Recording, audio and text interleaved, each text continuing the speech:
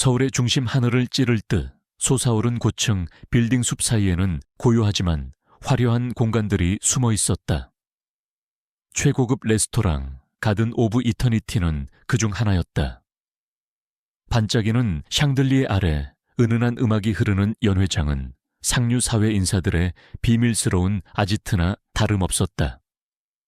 한서연 28살. 그녀는 이곳에서 묵묵히 자신의 일을 수행하는 여종업원이었다. 수줍음 많고 그림자처럼 조용한 그녀는 늘 사람들의 시선을 피했고 자신의 존재감을 드러내지 않으려 애썼다. 그녀의 삶은 고단했지만 성실함과 인내심으로 채워져 있었다. 서연은 늘 그렇듯 손님들이 남기고 간 잔들을 조심스럽게 정리하고 있었다. 그녀의 손은 능숙하게 움직였고 그녀의 표정은 늘 무표정했다. 그녀는 사람들 사이를 조용히 오가며 자신의 임무를 수행했다. 그녀는 이곳에서 일하면서 수많은 사람들을 만났다. 그들은 모두 화려하고 여유로워 보였지만 서연은 그들의 웃음 뒤에 숨겨진 차가운 계산과 위선을 느꼈다. 그녀는 그들의 세계와 자신은 전혀 다른 존재라고 생각했다. 그날도 연 회장은 평소와 다름없이 북적였다. 유명 기업의 회장과 정치인, 연예인 등 수많은 유명 인사들이 모여 만찬을 즐기고 있었다. 서연은 주방에서 새로 나온 음식을 나르기 위해 연 회장 중앙을 지나고 있었다. 그녀는 사람들의 시선을 피하려 애썼지만 발걸음은 멈추지 않았다. 그때였다. 그녀의 머리 위에서 삐그덕 하는 소리가 들렸다. 서연은 본능적으로 고개를 들었다. 연 회장 중앙에 매달려 있는 거대한 샹들리에가 미세하게 흔들리고 있었다. 샹들리에를 고정하고 있던 낡은 쇠사슬 중 하나가 끊어진 것이었다. 서연은 공포에 질려 숨을 들이켰다.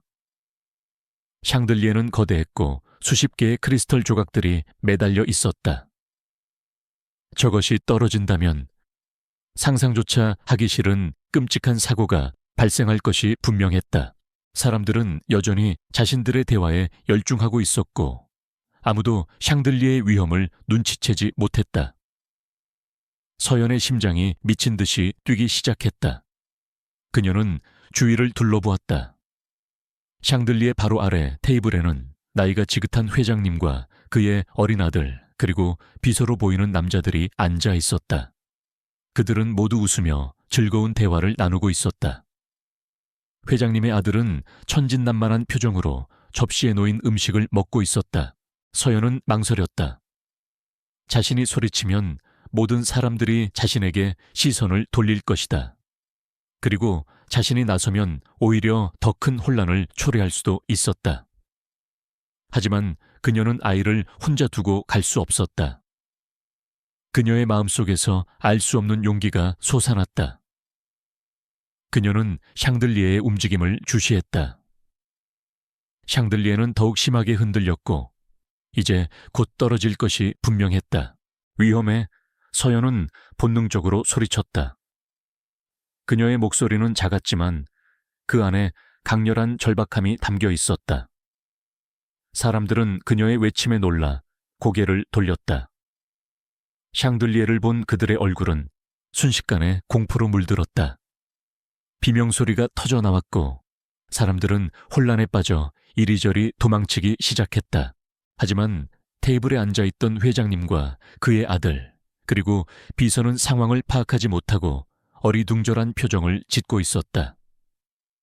그들은 샹들리에의 위험을 알지 못했다. 서연은 망설이지 않았다. 그녀는 자신의 몸을 던져 아이가 앉아있던 테이블을 향해 달려갔다.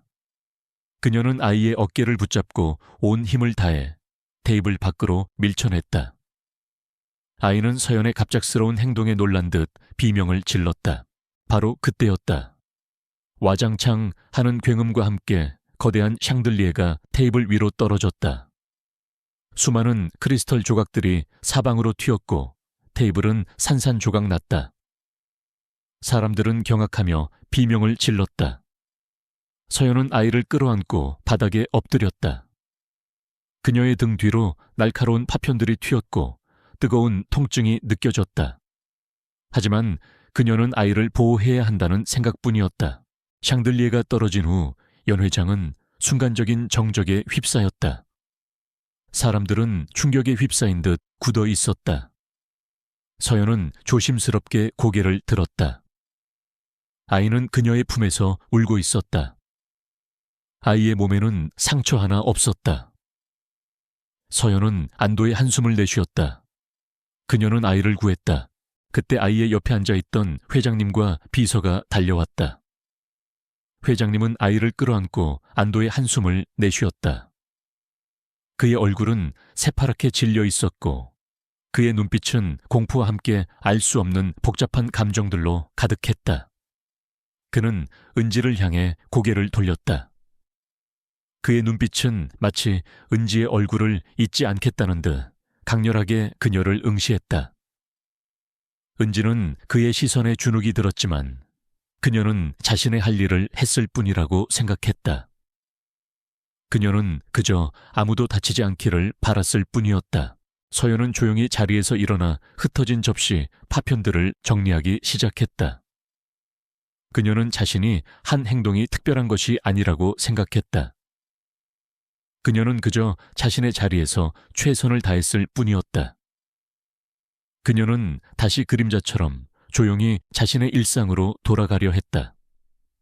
하지만 그녀는 알지 못했다. 그녀의 작은 행동이 한 억만장자의 마음속에 깊이 각인되었고 그녀의 삶을 송두리째 바꿀 거대한 운명의 시작이 되었다는 것을. 그날 밤 이후 서연의 삶은 다시 평범한 일상으로 돌아왔다. 그녀는 여전히 레스토랑에서 묵묵히 자신의 일을 수행하는 여종업원이었다. 그녀는 샹들리의 사고를 잊으려 노력했지만 그날의 충격과 아이의 울음소리는 잊혀지지 않았다. 그녀는 자신의 등에 남은 상처를 보며 그날의 기억을 떠올렸다. 하지만 그녀는 알지 못했다. 한 남자가 그녀의 얼굴을 잊지 못하고 있다는 것을.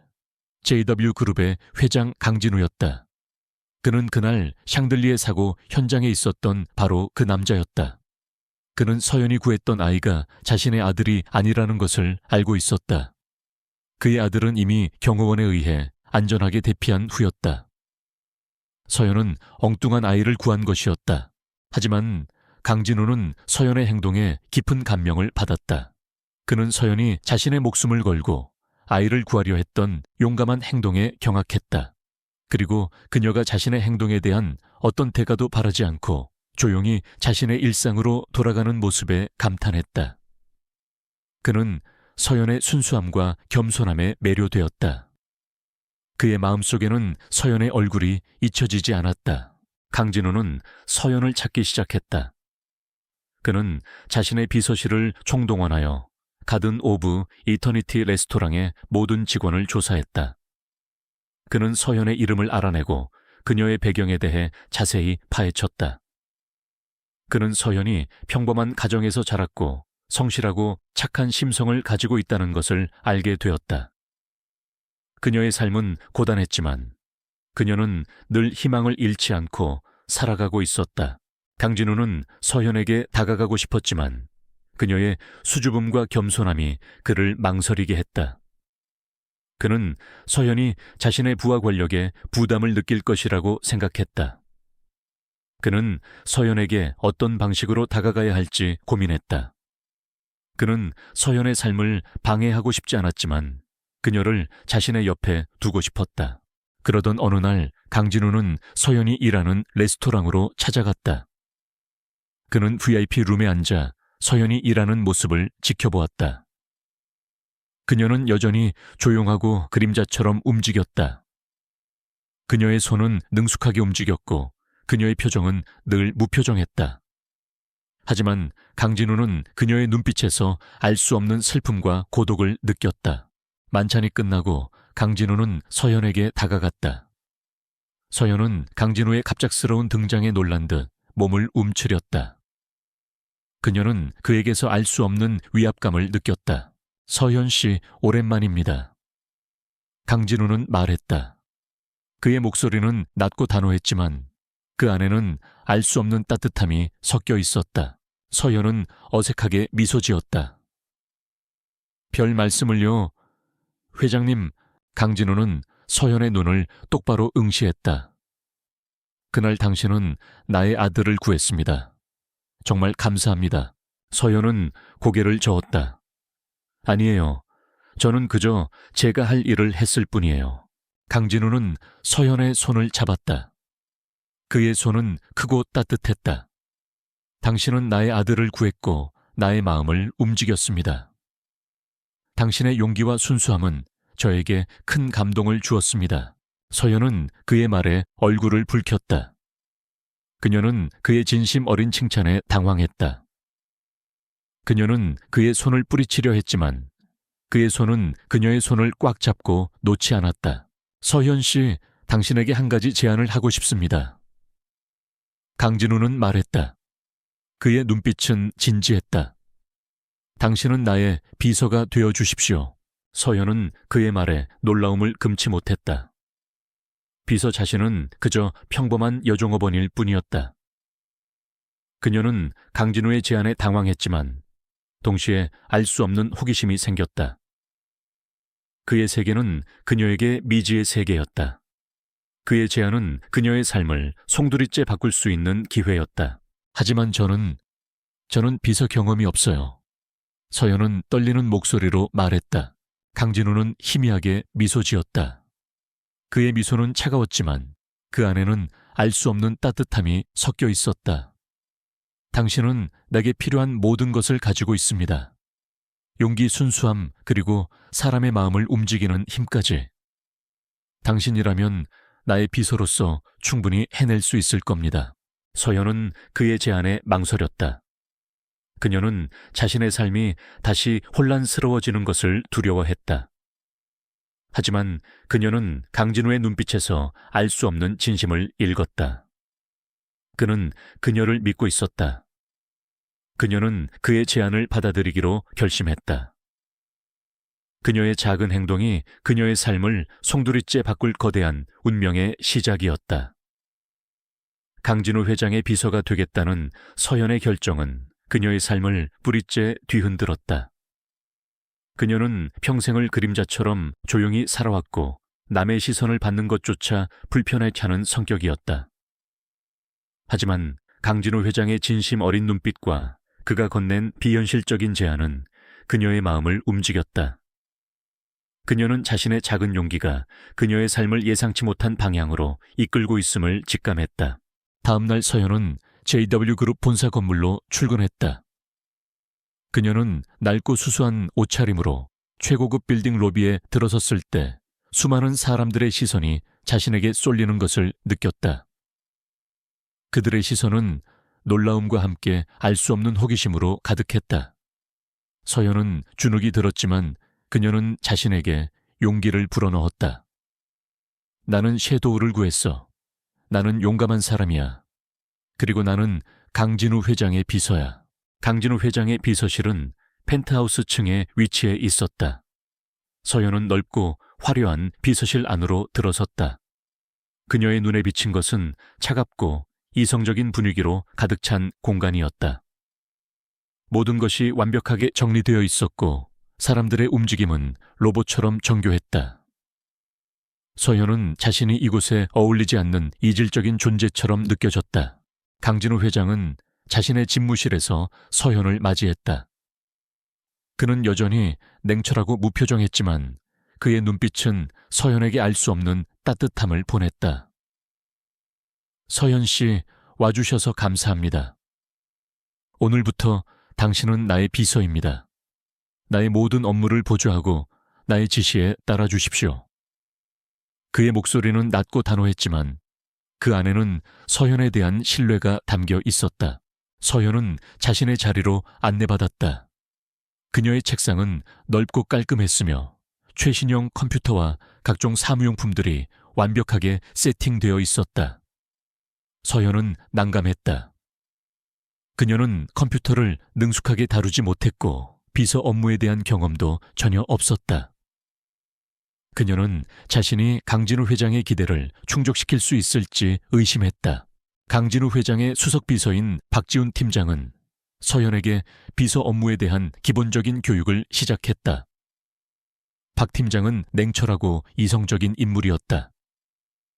그는 서현에게 업무 매뉴얼을 건네주고 JW그룹의 복잡한 시스템과 업무 프로세스를 설명했다. 서현은 그의 설명을 이해하기 어려웠다. 그녀는 자신이 너무나도 부족하다는 것을 느꼈다. 서현 씨, 당신은 회장님의 특별한 지시로 이 자리에 오셨습니다. 하지만 비서 업무는 당신이 생각하는 것보다 훨씬 더 전문적이고 복잡합니다. 당신이 회장님의 기대를 충족시키지 못한다면 나는 당신을 이 자리에서 해고할 수 있습니다. 박 팀장은 차가운 목소리로 말했다. 그의 눈빛은 서현을 시험하는 듯했다. 서현은 박 팀장의 말에 주눅이 들었지만 그녀는 포기하지 않았다.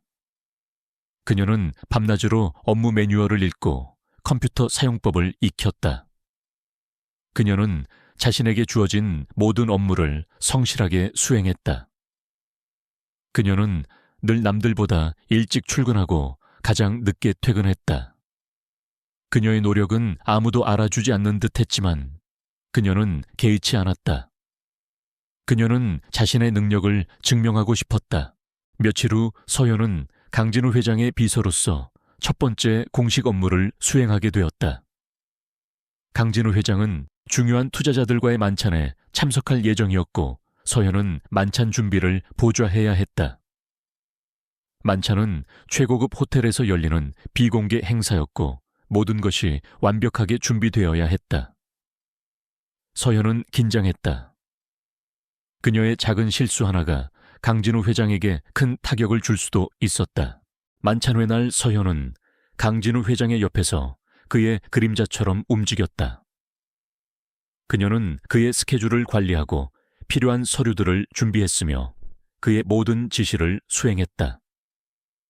그녀는 능숙하게 사람들을 응대하고 모든 상황에 침착하게 대처했다. 그녀의 눈빛은 진지했고 그녀의 행동은 완벽했다. 그녀는 자신이 생각했던 것보다 훨씬 더 능숙하게 비서 업무를 수행하고 있었다. 강진우 회장은 서현의 변화에 놀라움을 금치 못했다. 그녀는 그가 생각했던 것보다 훨씬 더 뛰어난 능력을 가지고 있었다.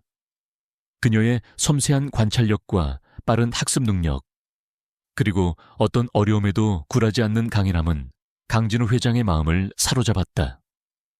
그는 서현이 단순한 정원사가 아닌 숨겨진 보석이라는 것을 직감했다. 그날 밤 이후 강진우 회장은 서현에게 더욱 특별한 관심을 보였다. 그는 매일 아침 서현이 정원에서 일하는 모습을 지켜보았고 때로는 그녀에게 다가와 정원 일에 대한 이야기를 나누기도 했다.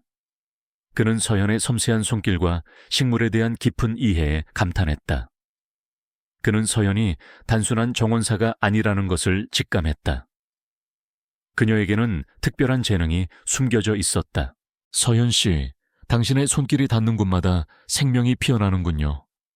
당신은 정말 놀랍습니다. 강진우 회장은 말했다. 그의 목소리에는 진심이 담겨 있었다. 서현은 그의 칭찬에 얼굴을 붉혔다. 별 말씀을요. 저는 그저 제가 할 일을 할 뿐이에요. 강진우 회장은 서현에게 섀도우의 회복 과정을 이야기해 주었다. 섀도우는 서현의 진심 어린 보살핌 덕분에 놀라운 속도로 회복했다. 부러졌던 다리는 점차 아물어갔고 녀석의 털은 다시 윤기를 되찾았다. 녀석은 이제 정원에서 힘차게 뛰어다닐 수 있었다. 샤에도우는 서현을 보자마자 꼬리를 흔들며 그녀에게 달려들었다. 녀석은 서현의 손에 얼굴을 비비며 녀석의 사랑을 표현했다. 강진우 회장은 서현에게 JW그룹의 새로운 프로젝트에 대한 자료를 건넸다. 서현 씨, 이 프로젝트에 대한 당신의 의견을 듣고 싶습니다. 당신의 정원사로서의 통찰력으로 이 프로젝트를 평가해 주십시오. 서현은 그의 말에 깜짝 놀랐다.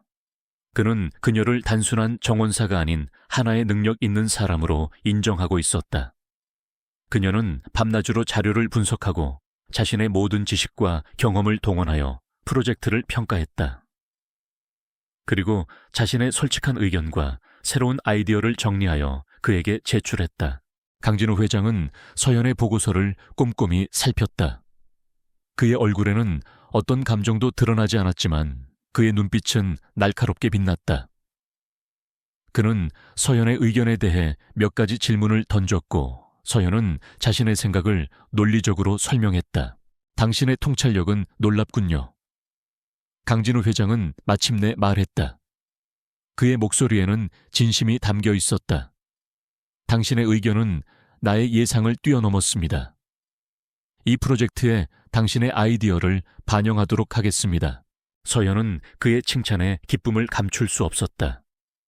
그는 그녀의 재능을 인정해 주었고 그녀의 의견을 존중해 주었다. 그녀는 그에게서 묘한 끌림을 느꼈다. 그것은 단순한 호기심이나 동정심이 아니었다.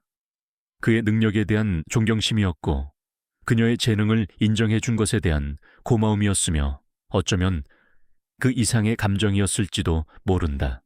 그때부터 강진우 회장은 서연에게 더 많은 업무 관련 자료를 공유했다. 그는 그녀가 회의에 참석하여 그의 생각을 보충해 주기를 원했고 서연은 그의 옆에서 그의 오른팔처럼 행동했다. 그녀는 JW그룹의 복잡한 구조와 비즈니스 세계의 냉혹함을 직접 경험했다. 그녀는 그림자처럼 조용했지만 동시에 그의 가장 가까운 조언자였다. 서연은 섀도우가 덫에 걸린 것이 단순한 사고가 아니라는 것을 직감했다. 누군가 의도적으로 섀도우를 해치려 했던 것이다. 섀도우는 강진우 회장의 가장 소중한 존재였고 녀석을 해치는 것은 곧 강진우 회장을 해치는 것과 다름없었다. 서연은 섀도우의 부상 뒤에 숨겨진 진실을 파헤치기로 결심했다.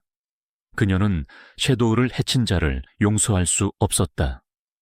윤진우 부사장이 강진우 회장의 부모님 죽음의 배후에 있었으며 섀도우를 해치려 했다는 사실은 서연의 심장을 분노로 물들였다. 그녀는 더 이상 수줍은 정원사가 아니었다. 그녀는 강진우 회장의 가장 든든한 조력자이자 정의를 향한 싸움을 멈출 수 없는 전사였다. 섀도우는 그녀의 옆에서 조용히 앉아 그녀의 결심을 지지하는 듯했다. 녀석의 눈빛은 마치 내가 너를 도울게라고 말하는 듯했다. 서연은 윤진우의 모든 죄를 밝힐 수 있는 더 많은 증거를 찾아야 했다. 그녀는 강진우 회장에게서 받은 JW그룹 내부 자료들을 밤낮으로 분석했다. 그녀의 섬세한 분석력은 복잡한 보고서 속에서 미세한 이상 징후들을 찾아냈고 윤진우가 관련된 모든 프로젝트들을 파헤치기 시작했다. 강진우 회장은 서연의 능력에 감탄하며 그녀에게 전적인 신뢰를 보냈다. 그는 서연에게 자신의 모든 권한을 위임했고 그녀에게 필요한 모든 정보를 제공했다. 서연은 곧 충격적인 사실을 알게 되었다. 윤진우는 강진우 회장의 부모님을 살해하고 JW그룹의 경영권을 차지한 후 그룹의 자산들을 불법적으로 빼돌려 비자금을 조성하고 있었다. 그는 자신의 권력을 이용해 JW그룹의 대규모 친환경 스마트 도시 개발 프로젝트를 가장한 불법 부동산 투기와 자금 세탁을 일삼았다. 이 모든 과정에서 그는 늘푸른 건설과 공모하여 자신의 범죄를 은폐하고 있었다. 회장님, 윤진우 부사장은 늘푸른 건설과 함께 불법적인 비자금을 조성하고 있습니다. 이 모든 것이 JW그룹의 자산을 빼돌리기 위한 계획입니다. 섀도우가 덫에 걸린 것도 그 때문입니다. 섀도우는 그들의 불법적인 활동을 목격한 유일한 증인이었습니다. 서연은 자신의 분석 결과를 강진우 회장에게 보고했다. 강진우 회장의 얼굴은 분노로 굳어졌다. 그는 윤진우가 자신의 부모님을 살해한 것뿐만 아니라 JW그룹의 자산까지 빼돌리고 있었다는 사실에 치를 떨었다. 윤진우, 내가 그를 용서하지 않을 것이다. 서연 씨, 우리가 그를 반드시 심판대에 세워야 합니다. 하지만 윤진우의 영향력은 여전히 막강했다. 그는 JW 그룹 내부에서 강진우 회장의 경영권을 흔들기 위한 여론 조작을 시작했다. 언론에 강진우 회장의 사생활에 대한 악성 루머를 퍼뜨리고 그가 그룹을 독단적으로 운영한다는 비방 기사를 흘렸다. 특히 섀도우의 부상에 대한 소문을 왜곡하여 강진우 회장의 부도덕한 이미지를 부각시켰다. 대중은 혼란스러워했고 JW그룹의 주가는 요동쳤다. 회장님, 그들이 우리를 흔들고 있습니다. JW그룹의 주가가 폭락하고 있고 투자자들이 동요하고 있습니다. 강진우 회장의 비서실장은 심각한 표정으로 보고했다. 강진우 회장은 서연의 손을 잡았다. 서연 씨, 우리가 흔들리면 안 됩니다. 그들은 우리의 약점을 파고들어 모든 것을 빼앗으려 할 겁니다. 우리는 정면 돌파해야 합니다. 그들의 거짓말에 맞서 진실을 밝혀야 합니다. 서연은 고개를 끄덕였다. 그녀는 더 이상 두렵지 않았다. 강진우 회장과 섀도우가 자신의 옆에 있는 한 그녀는 어떤 어려움도 이겨낼 수 있을 것이라는 확신이 들었다. 그녀는 자신의 아버지의 억울한 죽음과 강진우 회장의 부모님 죽음에 대한 진실을 밝히기 위해 어떤 위험도 감수할 준비가 되어 있었다. 강진우 회장은 윤진우 부사장을 포함한 검은 그림자의 마지막 남은 잔당들을 소탕하기 위한 작전을 세웠다. 그는 자신의 모든 자원과 인맥을 동원했다. 서연은 그의 옆에서 그의 오른팔처럼 행동했다.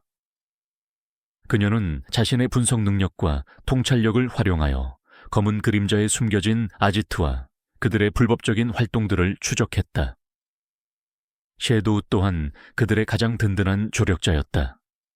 녀석의 예민한 후각과 직감은 그들에게 예상치 못한 단서들을 제공했다. 수많은 밤낮의 조사 끝에 그들은 검은 그림자의 최종 아지트가 서울 외곽에 버려진 지하 벙커에 숨겨져 있다는 사실을 알게 되었다. 그곳은 과거 군사시설로 사용되었던 곳으로 외부인의 접근이 엄격히 통제된 비밀스러운 장소였다. 벙커 안에는 검은 그림자의 모든 불법적인 활동들이 이루어지는 거대한 생산 공장이 숨겨져 있었다. 그리고 그곳에 윤진우 부사장을 비롯한 검은 그림자의 핵심 인물들이 모여 있었다. 회장님, 이곳이 맞습니다. 윤진우 부사장을 비롯한 모든 검은 그림자 조직원들이 이곳에 모여 있습니다. 서현은 자신의 분석 결과를 강진우 회장에게 보고했다. 강진우 회장은 벙커를 응시했다. 그의 심장은 분노로 들끓었다. 이곳에 자신의 부모님을 죽인 자들이 숨어 있었다. 그는 서현을 바라보았다. 서현은 강진우 회장의 눈빛에서 복수심과 함께 알 수 없는 고통을 느꼈다. 서현 씨, 이번 작전은 매우 위험합니다. 그들은 자신들의 비리가 드러나는 것을 막기 위해 모든 수단을 동원할 겁니다. 당신의 안전이 최우선입니다. 강진우 회장은 말했다. 괜찮습니다, 회장님. 저는 당신의 옆에서 모든 것을 지켜볼 겁니다. 그리고 저는 제 아버지를 죽음으로 몰아넣었던 자들을 직접 심판대에 세울 겁니다. 서현은 단호하게 말했다. 그녀의 아버지 또한 2년 전 늘푸른 건설의 비리를 파헤치다가 의문스러운 사고로 돌아가셨다. 그녀는 자신의 아버지의 죽음이 검은 그림자와 관련이 있을 것이라고 직감했다. 강진우 회장은 서현의 결심에 찬 눈빛을 보고 이내 고개를 끄덕였다. 그는 서현의 손을 잡았다. 우리가 함께라면 해낼 수 있을 겁니다. 그들은 최영색에 이 모든 사실을 알리고 지하벙커 급습 작전을 세웠다. 최영사는 경찰 특공대를 동원하여 벙커를 포위하고 김민준과 서현 그리고 섀도우가 벙커 안으로 잠입하여 핵심 증거를 확보할 수 있도록 지원하기로 했다. 대망의 작전 개시일 밤하늘은 짙게 깔려 있었고 지하벙커는 거대한 그림자처럼 숨어 있었다. 김민준과 서현은 특수 제작된 잠입 장비를 착용하고 섀도우와 함께 벙커 안으로 진입했다. 벙커 내부는 낡고 어두웠지만 곳곳에서는 희미한 불빛이 새어나오고 있었고 묵직한 기계음이 들려왔다. 이곳은 검은 그림자의 불법적인 활동들이 이루어지는 거대한 생산 공장이었다. 그들은 벙커 안쪽으로 깊숙이 들어갔다. 그때 녀석들의 귀에 희미한 대화 소리가 들려왔다. 그들은 숨을 죽이고 소리가 나는 곳을 향해 다가갔다. 그곳에는 거대한 철문이 있었다. 철문 안쪽에서 남자들의 목소리가 들려왔다. 회장님, 이번에도 물건 잘 빠졌습니다. 해외로 안전하게 보냈습니다. 아무도 눈치채지 못할 겁니다. 윤진우 부사장의 목소리가 들렸다. 잘했다. 이제 남은 건 강진우와 그 정원사뿐이다. 그들이 모든 것을 알고 있으니 깨끗하게 처리해야 한다. 이번에는 절대 실패하지 마. 또 다른 남자의 목소리가 들렸다. 그의 목소리에는 섬뜩한 냉기가 서려 있었다. 서연은 숨을 들이켰다. 그의 목소리. 그 목소리는 그녀의 아버지의 죽음과 관련된 악몽 속에서 들었던 목소리였다.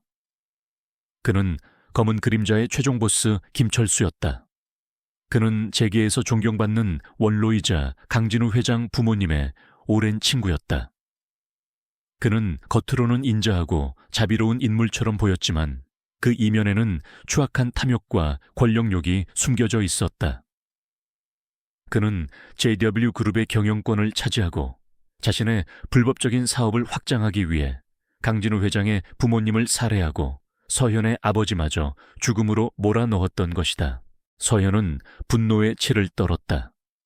그녀는 섀도우를 바라보았다. 섀도우는 서현의 눈빛을 읽는 듯 녀석의 눈은 분노로 이글거렸다. 섀도우는 김철수 회장의 추악한 진실을 목격했던 것이다. 우리는 이제 피할 수 없는 최종 대결을 향해 나아가고 있었다. 어둠 속에 숨겨진 거대한 진실을 세상에 드러내기 위한 마지막 싸움이었다. 지하 벙커 안 김철수 회장의 냉기 어린 목소리가 울려 퍼지는 가운데 서연의 심장은 분노로 이글거렸다. 아버지를 죽음으로 몰아넣고 강진우 회장 가족의 비극을 초래한 장본인이 바로 눈앞에 있었다. 섀도우는 서연의 옆에서 낮게 으르렁거렸다. 녀석의 눈빛은 마치 주인의 원수를 알아보는 듯 날카롭게 빛났다. 최 형사는 벙커 외부에서 경찰 특공대와 함께 침투를 준비하고 있었다. 이제 모든 진실을 폭로할 때가 되었다. 김민주는 유진이에게 조용히 신호를 보냈다. 유진이는 김민준의 지시를 알아들은 듯 녀석의 목걸이에 달린 소형 카메라와 녹음기를 작동시켰다.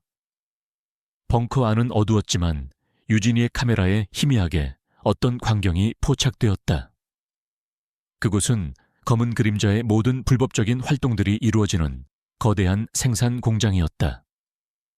불법적으로 제조된 약품들, 위조된 문서들, 그리고 수상한 장비들이 가득했다. 이 모든 것이 김철수 회장의 지휘 아래 이루어지고 있었다. 그때 철문 안쪽에서 대화 소리가 들려왔다. 김철수 회장은 윤진우 부사장과 늘푸른 건설의 이윤성 사장, 그리고 다른 몇몇 간부들과 함께 회의를 하고 있었다. 그들은 자신들의 불법적인 사업 확장 계획과 함께 김민준과 서현을 제거할 방법에 대해 논의하고 있었다. 강진우, 그 녀석이 너무 나대. 그 정원사도 마찬가지고. 그들이 우리가 파놓은 함정까지 파헤칠 줄은 몰랐어. 윤진우 부사장이 짜증스럽게 말했다. 걱정 마라. 이번에야말로 완벽하게 처리할 것이다. 우리의 비밀 아지트까지 알아냈으니 더 이상 살려둘 이유가 없어. 그들이 이곳에 들어오는 순간 모든 것이 끝날 것이다. 김철수 회장의 목소리는 냉혹했다. 그의 말에는 섬뜩한 살기가 담겨 있었다. 미나는 숨을 죽였다. 그들은 자신들이 이곳에 잠입할 것을 예상하고 함정을 파놓았던 것이다. 그녀의 등골에 소름이 돋았다. 하지만 그녀는 멈출 수 없었다. 그녀는 유진이를 바라보았다. 유진이는 나의 옆에서 조용히 앉아 그녀의 눈을 응시하고 있었다. 그녀의 눈빛은 마치 두려워하지 마. 내가 너를 지켜줄게라고 말하는 듯했다. 유진이는 김철수 회장의 책상 위로 올라섰다. 녀석은 책상 위에 놓인 노트북을 툭툭 건드렸다. 노트북 화면에는 암호화된 파일들이 가득했다. 그리고 그 안에는 김철수 회장의 모든 비리가 담겨 있었다. 불법적인 자금 세탁, 마약 밀매, 그리고 김민준의 가족과 서연의 아버지를 죽음으로 몰아넣은 건물 폭파 계획까지. 모든 것이 낱낱이 기록되어 있었다. 유진이는 김민준의 지시를 알아듣는 듯 노트북 화면을 조작하여 파일을 다운로드하기 시작했다. 그 순간 김철수 회장이 고개를 돌려 유진이를 발견했다. 그의 얼굴은 순식간에 경악으로 물들었다. 저 아이가 어떻게 여기까지 당장 저 아이를 잡아. 그의 목소리는 분노로 일그러졌다. 김철수 회장은 경호원들에게 소리치며 유진이를 향해 달려들었다. 윤진우 부사장과 이윤성 사장도 함께 달려들었다. 유진이는 작은 몸으로 필사적으로 저항했지만 그들의 거대한 그림자에 압도당했다. 경호원 중 한 명이 유진이의 팔을 붙잡고 노트북을 빼앗으려 했다. 유진이는 그 손을 뿌리치며 악을 썼다. 그녀는 마지막까지 포기하지 않았다. 그녀의 작은 얼굴에는 땀방울이 송골송골 맺혔고 그녀의 눈은 이글거리는 불꽃처럼 빛났다. 그때 노트북 화면에 다운로드 완료라는 메시지가 떴다. 유진이는 성공했다. 그녀는 재빨리 USB를 뽑아 자신의 목걸이 안에 숨겼다. 그리고는 경호원들을 피해 사무실 구석으로 몸을 날렸다. 박성민 회장은 분노에 찬 얼굴로 유진이를 노려보았다. 내 이놈 감히 내 것을 건드려 너는 절대로 살아남지 못할 것이다. 김철수 회장은 직접 유진이를 향해 달려들었다. 그의 손이 유진이의 작은 목을 향했다. 유진이는 눈을 질끈 감았다. 바로 그 순간 쾅 하는 굉음과 함께 철문이 부서져 나갔다. 김민준이었다. 그는 최 형사와 함께 총을 든 경찰 특공대원들을 이끌고 비밀 공간 안으로 들이닥쳤다. 그의 얼굴은 분노로 이글거렸고 그의 눈은 김철수 회장을 향해 있었다. 손떼 당장 그 아이에게서 손떼. 김민준은 소리쳤다. 그의 목소리는 공간을 뒤흔들었다. 김철수 회장은 김민준의 갑작스러운 등장에 경악했다. 그는 잠시 주춤하더니 이내 비릿하게 웃었다. 이지훈, 네가 여기까지 올 줄이야. 하지만 너무 늦었어. 모든 증거는 내가 파괴할 거야. 너희는 아무것도 얻지 못할 것이다.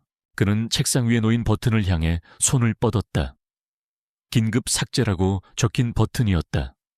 그 버튼을 누르면 서버에 저장된 모든 데이터가 삭제될 것이 분명했다.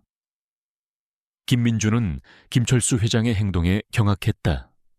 그는 김철수 회장을 향해 달려들었지만 이미 너무 늦었다. 그 순간 유진이가 김철수 회장의 다리를 물고 늘어졌다. 그녀는 놀라운 민첩성으로 김철수 회장의 다리를 물었고 그는 비명을 지르며 넘어졌다. 그의 손은 버튼에 닿지 못했다. 유진이는 김철수 회장의 다리를 놓지 않고 녀석의 몸을 감쌌다. 김철수 회장은 고통스러운 듯 발버둥 쳤지만 유진이는 녀석의 다리를 꽉 물고 놓지 않았다. 잘했어. 유진아, 김민준은 외쳤다. 그는 김철수 회장을 제압하고 그를 경찰에 넘겼다. 경찰 특공대원들은 나머지 경호원들과 윤진우 부사장, 이윤성 사장을 제압하고 비밀 공간을 장악했다. 서버는 무사했고 모든 증거물은 안전하게 확보되었다.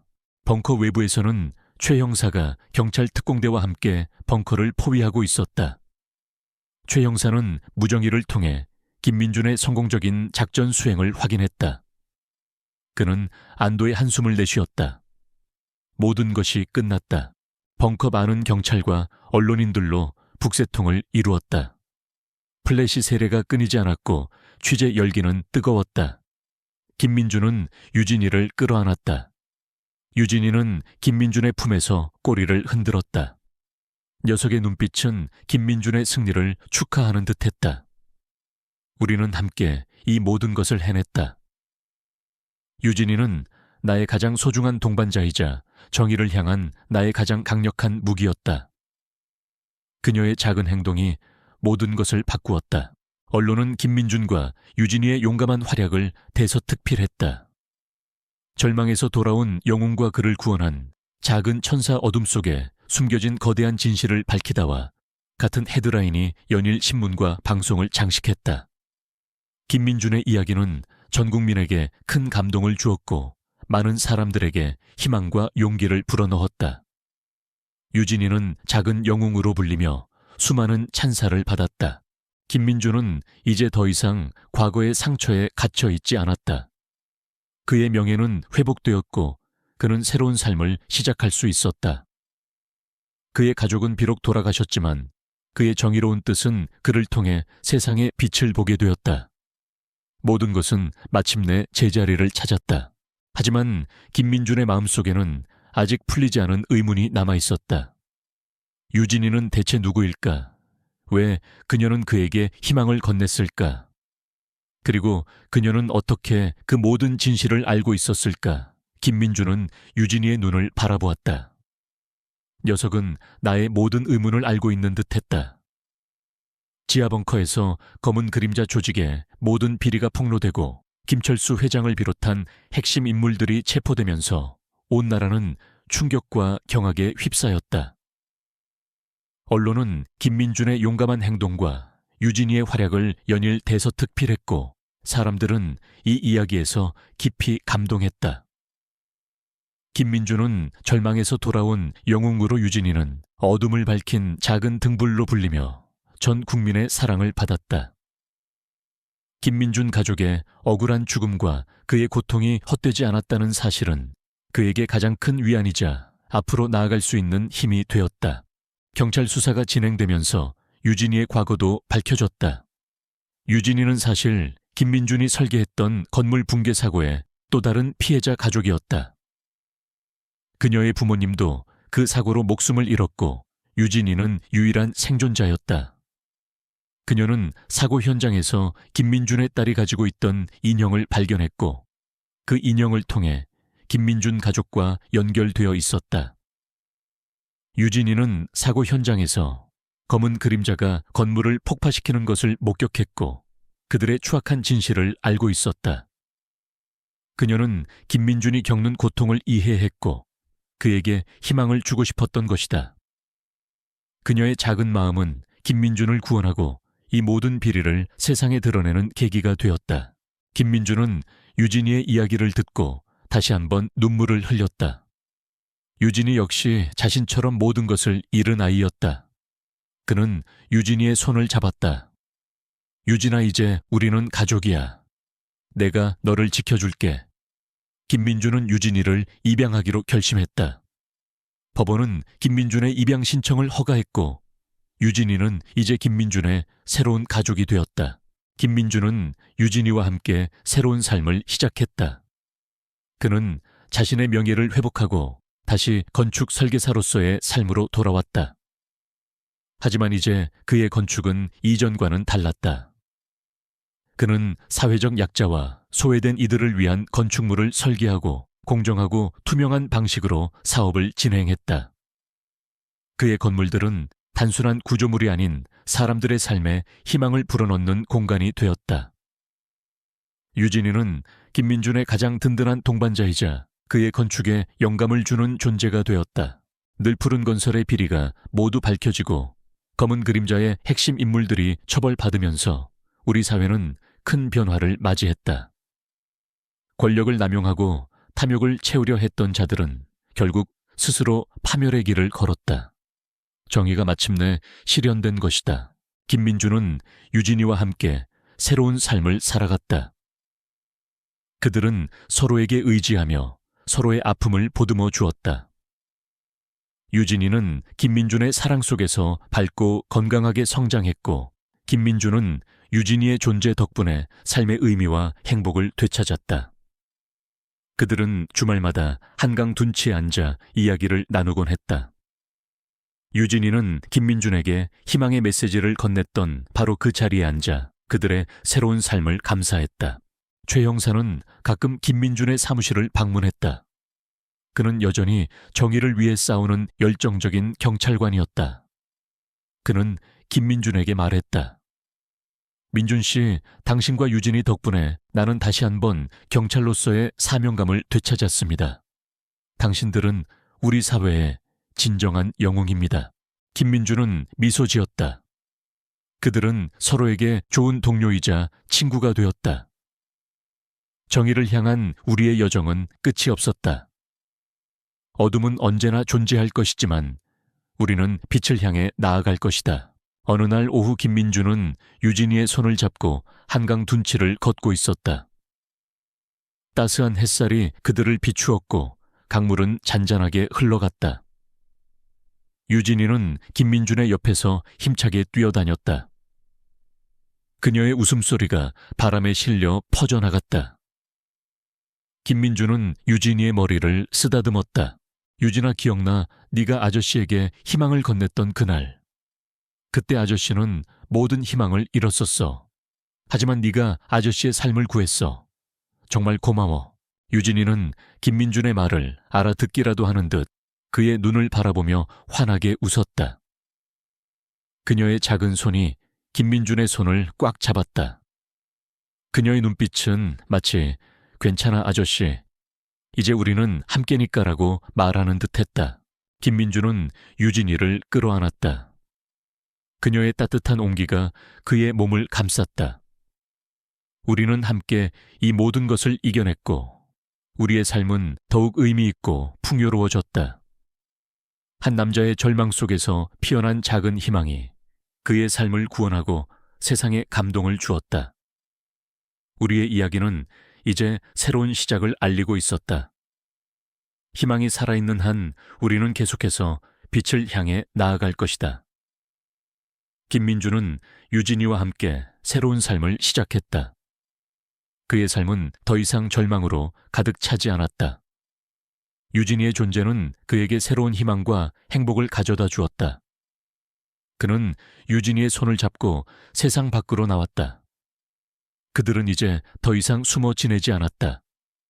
김민준은 자신의 명예를 회복했고 다시 건축 설계사로서의 삶으로 돌아왔다. 하지만 이제 그의 건축은 이전과는 달랐다. 그는 사회적 약자와 소외된 이들을 위한 건축물을 설계하고 공정하고 투명한 방식으로 사업을 진행했다.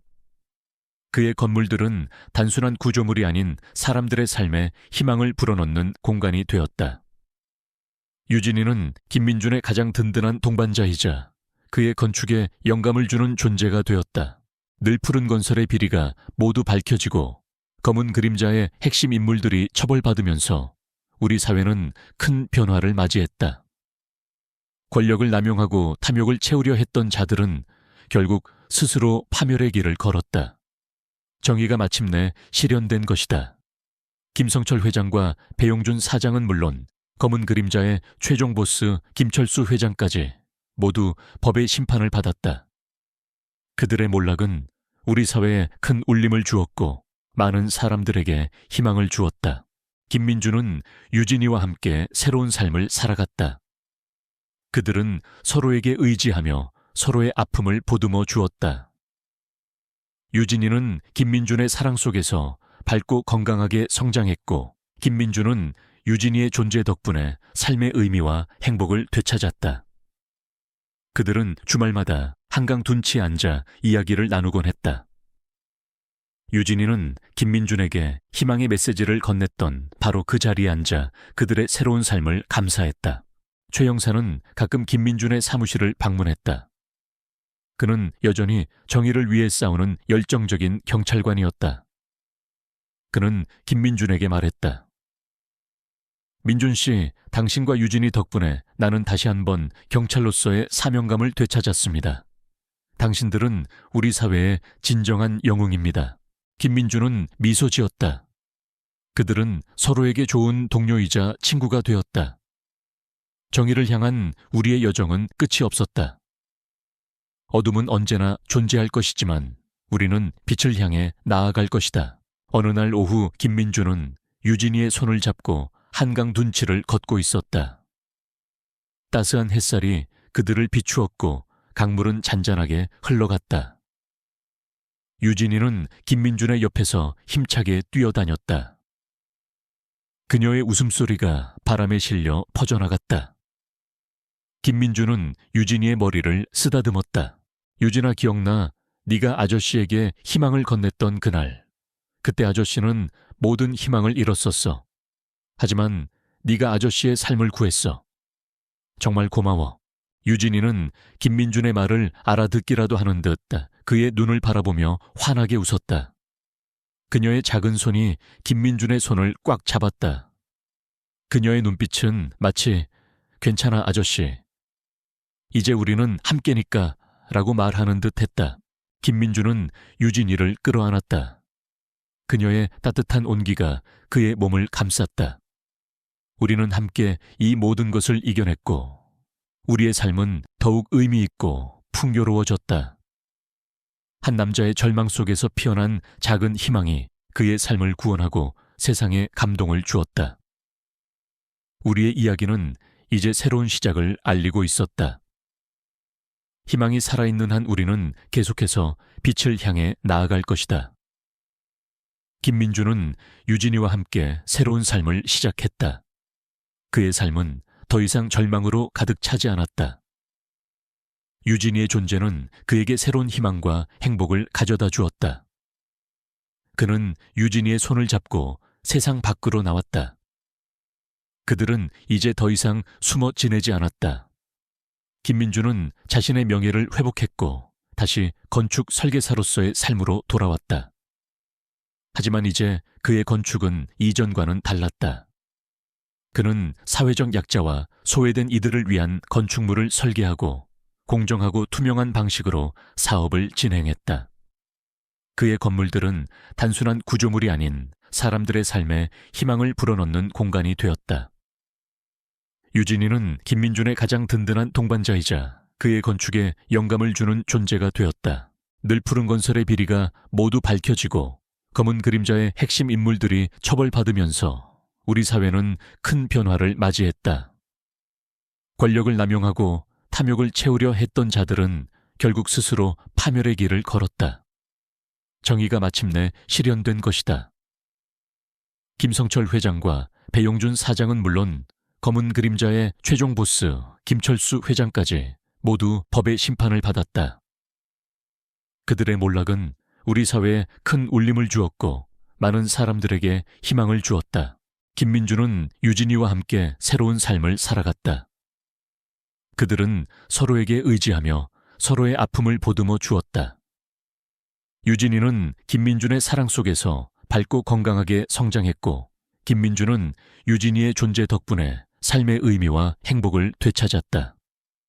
그들은 주말마다 한강 둔치에 앉아 이야기를 나누곤 했다. 유진이는 김민준에게 희망의 메시지를 건넸던 바로 그 자리에 앉아 그들의 새로운 삶을 감사했다. 최 형사는 가끔 김민준의 사무실을 방문했다. 그는 여전히 정의를 위해 싸우는 열정적인 경찰관이었다. 그는 김민준에게 말했다. 민준 씨, 당신과 유진이 덕분에 나는 다시 한번 경찰로서의 사명감을 되찾았습니다. 당신들은 우리 사회의 진정한 영웅입니다. 김민준은 미소 지었다. 그들은 서로에게 좋은 동료이자 친구가 되었다. 정의를 향한 우리의 여정은 끝이 없었다. 어둠은 언제나 존재할 것이지만 우리는 빛을 향해 나아갈 것이다. 어느 날 오후 김민준은 유진이의 손을 잡고 한강 둔치를 걷고 있었다. 따스한 햇살이 그들을 비추었고 강물은 잔잔하게 흘러갔다. 유진이는 김민준의 옆에서 힘차게 뛰어다녔다. 그녀의 웃음소리가 바람에 실려 퍼져나갔다. 김민준은 유진이의 머리를 쓰다듬었다. 유진아, 기억나? 네가 아저씨에게 희망을 건넸던 그날. 그때 아저씨는 모든 희망을 잃었었어. 하지만 네가 아저씨의 삶을 구했어. 정말 고마워. 유진이는 김민준의 말을 알아듣기라도 하는 듯 그의 눈을 바라보며 환하게 웃었다. 그녀의 작은 손이 김민준의 손을 꽉 잡았다. 그녀의 눈빛은 마치 괜찮아 아저씨, 이제 우리는 함께니까라고 말하는 듯했다. 김민주는 유진이를 끌어안았다. 그녀의 따뜻한 온기가 그의 몸을 감쌌다. 우리는 함께 이 모든 것을 이겨냈고 우리의 삶은 더욱 의미 있고 풍요로워졌다. 한 남자의 절망 속에서 피어난 작은 희망이 그의 삶을 구원하고 세상에 감동을 주었다. 우리의 이야기는 이제 새로운 시작을 알리고 있었다. 희망이 살아있는 한 우리는 계속해서 빛을 향해 나아갈 것이다.